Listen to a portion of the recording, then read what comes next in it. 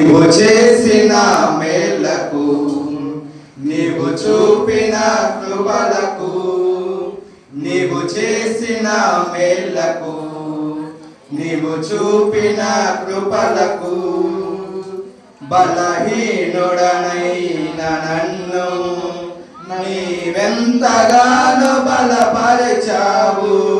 క్రీస్తు మహిమైశ్వర్యములో ప్రతి అవసరమును తీర్చావు. బలహీనుడనైన నన్నెంతగానో బలపరచావు.